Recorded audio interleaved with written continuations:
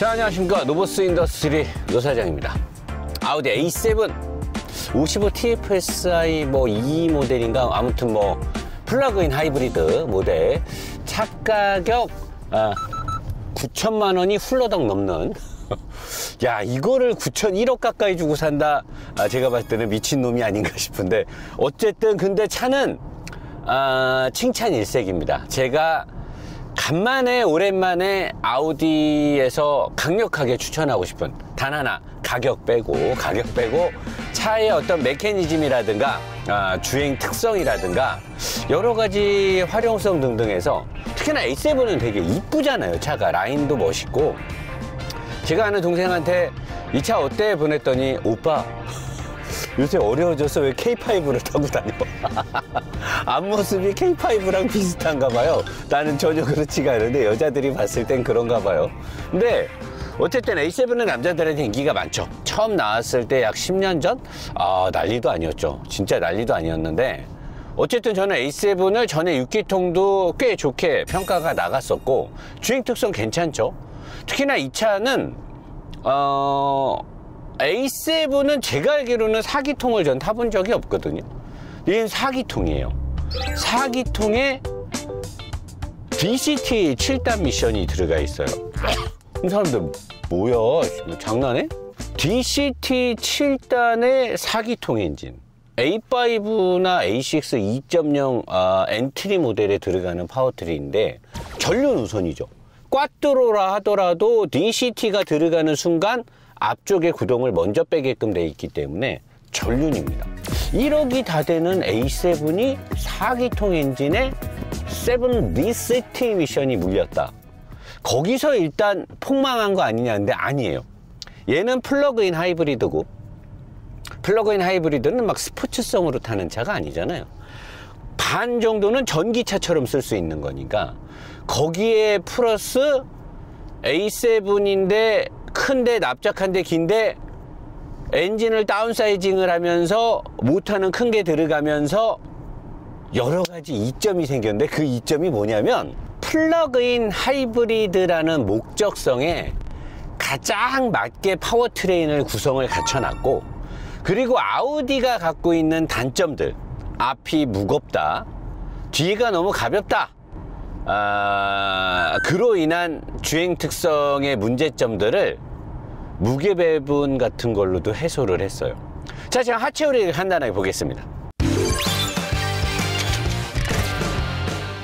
자, 지금 주행 중에 제가 굉장히 A7을 좋게 평가하고 있습니다. 근데 2년 전에 A7 디젤 그거 6기통 했을 때도 칭찬을 많이 받았어요. 나쁘지 않거든요. A7은 일단 스타일이 좋고. 근데 아우디가 갖고 있는 단점들을 이 플러그인 하이브리드 모델들은 A7에서만 아마 모든 차를 통틀어 A7만 이게 해당될 거예요. A7은 플러그인 하이브리드가 괜찮아요. 왜냐? 모든 차들은 내가 좋아하는 스포츠성이 강한 BMW조차도 530e에서 뒷부분의 무게 증가와 여러 가지 미션에도 모터가 들어가니까 그런 것들 때문에 중량 증가와 무게 배분 실패 때문에 어쨌든 주행성에서 안 좋은 부분들이 많거든요.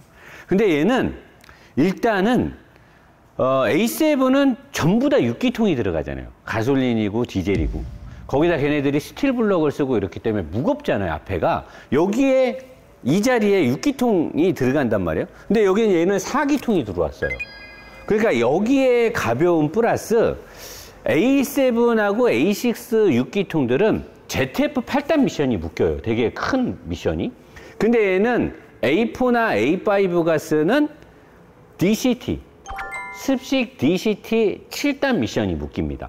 그리고 거기에 모터가 들어가요. 그래서 A7의 차체가 굉장히 크기 때문에 A4 이런 거에 비해서 차체가 길고 크기 때문에 넙대대하고 여기에 4기통 엔진을 넣어서 앞쪽에 이 아우디는 이 댐퍼하고 이 댐퍼의 사이 이쪽에서 보면 여러분 보이죠?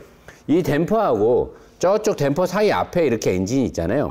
근데 원래 여기에는 6기통 엔진이 크게 거의 여기까지 이렇게 자리를 잡았는데 그 엔진이 빠지고 4기통이 들어오고 가벼운 미션이 들어가면서 앞부분이 일단 라이트해졌고, 아우디는 뒷바퀴 쪽으로 가는 구동을 하는 세로 배치 엔진에서 A4나 A6 전륜들은 전륜 우선이고 거기에 사륜을 묶은 꽈뚜로도 전륜 우선이란 말이에요.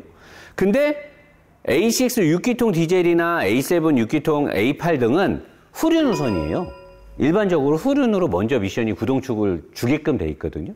근데 얘는 전륜 우선으로 돼 있는 A4의 레이아웃을 갖고 있으면서 가벼워지면서 원래 아우디가 앞이 무거워서 안 좋았던 그런 것들을 뒤쪽에 리튬이온 배터리가 들어가면서 무게 배분이 완벽해진 거죠. 근데 아우디는 앞쪽을 무겁게 하면서 서스펜션을 세팅한다고 제가 얼마 전에 A4에서 얘기했잖아요. 얘는 그런 것들에서는 좀 불리한 것 같은데, 근데 여러분들 최고의 튜닝은 뭐라 그래요?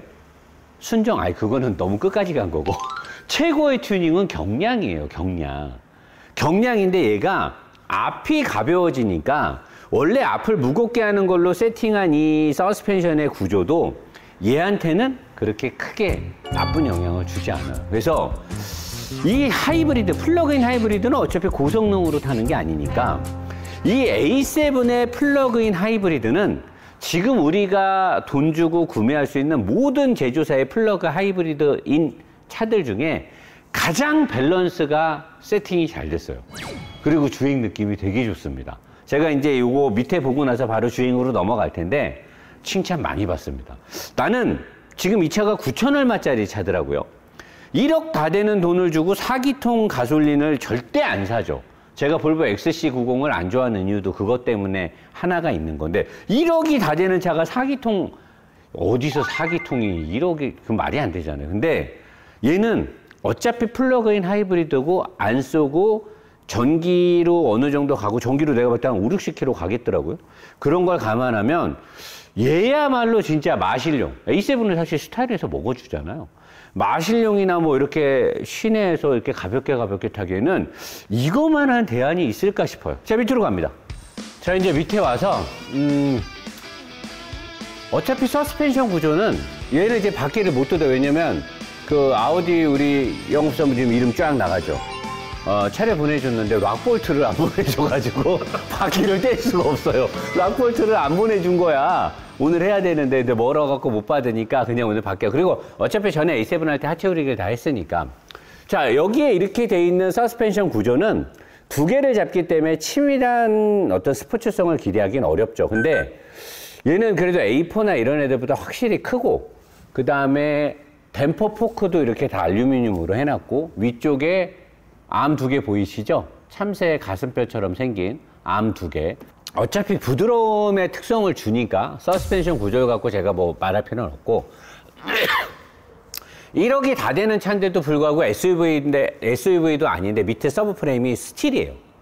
여기를 이렇게 스틸로 해놓으면 하부 쪽의 잔진동을 억제하기가 어려운데 대신에 얘네는 여기에 방대하게 여러 가지 암을 다 알루미늄 쓰고, 이건 다른 회사도 이렇게 하는데 여기 이 서스펜션 암들이 묶이는 여기 중간에 브릿지를 요런 데를 다 알루미늄을 쓴 거죠. 여기 요런 데를 다 알루미늄을 써서 밑에 하부의 스틸에서 생기는 진동이 위로 올라갈 때 이렇게 알루미늄을 통해서 위쪽으로 전달이 못 되게 하고, 요 부분에 있는 요 스틸하고 저쪽은 어쩔 수 없이 불쾌감을 줄 수 있는데, 근데 얘는 주행 중에 얘를 타고 불쾌감이 그렇게 많이 안 돌아요. 그 이유를 제가 여러 가지로 생각을 해봤거든요.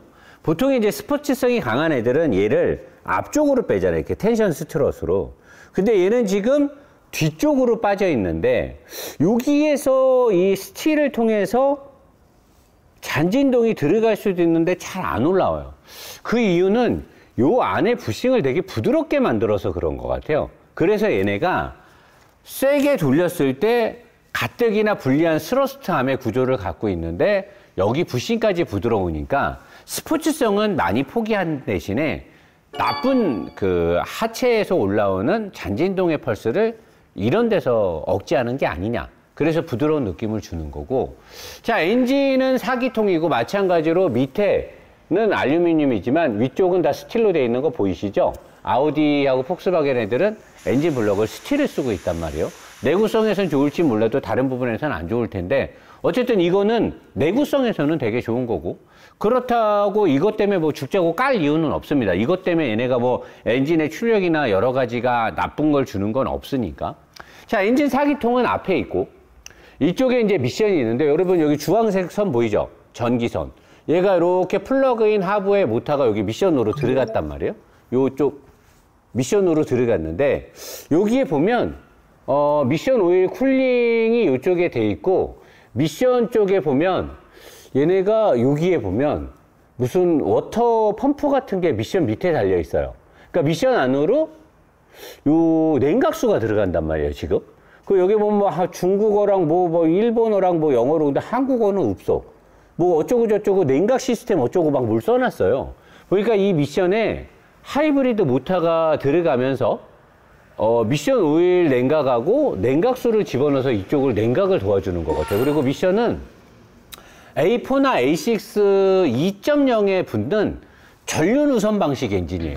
여기 보면 뒤로 가는 토센 사륜 시스템이 여기에 있는데 원래 ZF 후륜 미션은 미션이 쭉 와서 뒷바퀴로 먼저 힘을 몰아주고 그리고 옆으로 구동을 빼서 앞쪽으로 이렇게 가는 TC가 달리는데 얘는 여기서는 안 보이는데 저쪽에 보면 이 안쪽에 보면 만들어진 출력이 클러치 팩과 모터를 통해서 일로 기어비로 와서 여기서 앞으로 먼저 이쪽으로 먼저 앞으로 가게 됐어요. 앞으로. 그러니까 이 차는 평상시는 전륜이에요.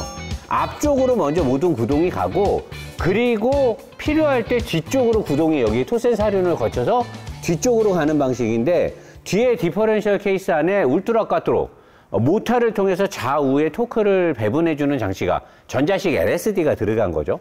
그게 들어가 있고 그러니까 얘는 주행 중에 부드럽고 좋고 그런 이유가 뭐냐면 530E는 저한테 좀 까였잖아요. 걔는 이제 원래 파워트레인에 모터를 넣어서 뒤로 출력을 보내고 뒤쪽에 무거워지면서 약간 모든 것들 지오메트리가 붕괴가 된 건데 얘는 A7은 원래 후륜이란 말이에요. 후륜 우선. 똑같이 벤츠 BM처럼 ZF 8단 미션을 걸고 뒷바퀴로 출력이 메인으로 가고 앞으로 TC를 통해서 앞으로 가는데 얘는 A5나 A4, 아우디 A6 2.0 애들처럼 앞바퀴를 우선으로 움직여요. A7인데 A7은 그래도 중형급 이상으로 보잖아요. 근데 앞으로 가고 더군다나 여기 있는 모터가 이렇게 주고 센 출력이 나올 때 언제 엔진 출력이 살아나서 힘을 넣어줄 때는 그때는 뒤로 출력이 가요. 그래서 플러그인 하부인데 앞쪽을 우선으로 해서 부드럽게 움직이고 출력이 필요할 때 엔진 힘이 더해져서 뒷바퀴에 출력을 주는데 뒷바퀴에서 배터리가 저기를 눌러주니까 내가 그동안 아우디를 타면서 깠던 무게 배분이나 이런 안 좋은 것들이 얘는 해결이 된 거예요. 더군다나 이게 A4였으면 갸우뚱했을 텐데 A7은 차가 크잖아요. 길고 납작하고 넓고 여기에 이런 무게 배분을 가지고 이런 구동 방식을 쓰니까 사실 플러그인 하이브리드는 어차피 중량이 2톤이 넘는 경우가 허다하단 말이에요. 2톤이 넘는 일반 세단에서 얼마나 스포츠성을 세팅한다고 말이 안 되잖아요. 중량의 법칙을 어떻게 물리 법칙을 어떻게 거스릅니까? 근데 얘네는 여기 해답을 찾은 거야. BM이나 벤츠나 이런 애들은 이런 급에는 엔진을 다운사이징을 안 하잖아요. X5 이런 거 보면 다 6기통 넣어버리잖아요. 근데 얘는 A7에 4기통을 과감하게 넣어버린 거예요. 물론 이게 자기네 자사에서는 원가 절감이 상당히 많은 효과를 줄지는 모르겠습니다만 내가 봤을 때는 이런 큰 차에 아예 4기통을 넣고 구동 파워트레인의 구조도 이렇게 전륜으로 바꿔버린 다음에 여기다가 모터 때려놓고 하이브리드 무거운 배터리, 플러그인 하이브리드 무거운 배터리를 뒷바퀴 위에다 다는 트렁크에 다는 건 나는 이거는 진짜 아우디가 잘했다고 봐요. 그러니까 얘는 주행을 해보면 스포츠성 빼고는 딱히 깔 게 없어요. 근데 노사님 A7에서 스포츠성을 빼면 그게 말이 안 되지 않아요? 플러그인 하이브리드잖아요. 플러그인 하이브리드. 내가 BMW를 스포츠성으로 그렇게 칭찬하는데 530이 칭찬하는 거 봤어요? 플러그인 하이브리드는 경제성, 전기로 가는 뭐 이런 여러 가지 것들을 복합적으로 하이브리드로 봐야 되기 때문에 스포츠성을 아주 강조할 필요는 없단 말이에요. 근데 얘는 내가 플러그인 하이브리드에서 기대했던 모든 것들을 해놓고 무게배분까지 갖춰버린 거예요. 그동안 무게배분으로 맨날 나가 있어 했던 아우디가 이제는 안방마님이 돼버린 거죠. 그리고 BMW는 마당새가 된 거죠. 마당새가. 근데 가격이 사기통 주제. 어디서 사기통이 말대꾸를. 민성이가 말하면 내가 항상 그렇게 얘기하거든요. 어디서 사기통이 말대꾸를 해. 이렇게 얘기하는데 하필이면 그게 이제 얘가 만약에 7천만 원대였으면 사기통 완전 아리가또죠. 그냥 완전 아리가또 되는 건데 9천만 원대고 내가 할인율을 물어봤더니 뭐 5%? 장난감입니까 지금? 예? 500만 원 뭐 장난하는 겨 지금? 그건 말이 안 되는 거고 나는 이 차가 7,500원이나 아니면 8,500에 나오고 거기서 할인 한 600 막 이렇게 해주면은 야 이건 진짜 개꿀이죠. 알루미늄으로 되어 있는 무거운가 봐요. 이 보강대가 되게 살벌하게 넓어졌고 뒤쪽에 하나 더 있죠. 그리고 뒤쪽에 요거 뒤에 해치가 열리니까 요것도 있는데 확실히 뒤쪽이 무거우니까 여기에 보강대들이 잘 돼 있어요. 이런 거 되게 잘 돼 있고 뒷바퀴 서스펜션은 뭐 딱히 얘기할 건 없고 내가 늘 말하던 아우디의 그 구조. 원래 아우디가 내가 나한테 많이 까인 이유가 얘가 밑에만 있어서 그래요. 얘가 원래 위에 하나 더 있어야 되는데 위에가 없고 이 트레일링 암을 2개를 잡아야 되는데 얘는 하나만 있는 거고 뒤쪽에 있는 암들의 구성이 나한테 많이 까였던 구조인데 이건 내가 아우디 A4에서 얘기 많이 했으니까. 그리고 이쪽 위에 지금 배터리가 있어요. 이쪽 위에 리튬이온 배터리가 있어서 무게 배분을 잘 잡아놨고 2.0 엔진에 그렇게 큰 뭐 출력이 나오는 게 아닌데 머플러의 구성이 많이 복잡합니다. 이렇게 주고받고 뭐 이렇게 이쪽으로 가서 이쪽으로 다시 지들이 주고받고 해서 소음을 안 나오게 하기 위한 억제 정책이 많이 돼 있는 것 같고 아까 내게 또 울트라카트론이 여기 있는 이 모터가 작동을 해서 얘네를 붙여가지고 한쪽으로 몰거나 양쪽을 묶어보라는 거를 묶는 거를 여기 있는 모터가 제어를 해주는 것 같고요. 그 외에는 뭐 딱히 여기 플렉시블도 안 들어가고 그냥 스틸로 돼 있고 요쪽에 있는 게 뭐 인버터 컨버터 같은 그런 거겠죠? 여기랑 같이 인버팅 컨버팅을 이쪽하고 이쪽에서 해주는 것으로 보이고 그 외에는 뭐 딱히 뭐 얘기할 건 없는데 얘는 하체 구성이 뭐 전에 어쩌고 저쩌고 얘기할 거 없이 딱 하나예요. 무게 배분에서 엄청난 이득을 갖고 왔다는 거죠. 그리고 굳이 플러그인 하이브리드가 경제성이나 이런 걸로 타는 거니까 엔진 출력을 욕심부릴 필요가 없는데 어떻게 이렇게 얻어 걸렸을까? 내가 볼 때는 원가 절감하려다가 만약에 이거를 기획적으로 한 거라면 얘는 정말 잘한 거예요. 이 차는 굉장히 주행 특성에서 플러그인 하이브리드의 그런 구조적인 특징을 잘 살리면서 주행 매력이 굉장히 뛰어난 차입니다. 진짜로 내가 아우디를 리뷰하면서 야 이건 가격만 아니면 사고 싶다. 아까 내가 민성이한테 그랬어. 나 이 차 사고 싶다고. 이거 정말 출퇴근하고 아우디 또 이쁘잖아요. 디자인이 되게 이쁘잖아요. 이거 타기 좋더라고. 자 그러면 바로 달리겠습니다.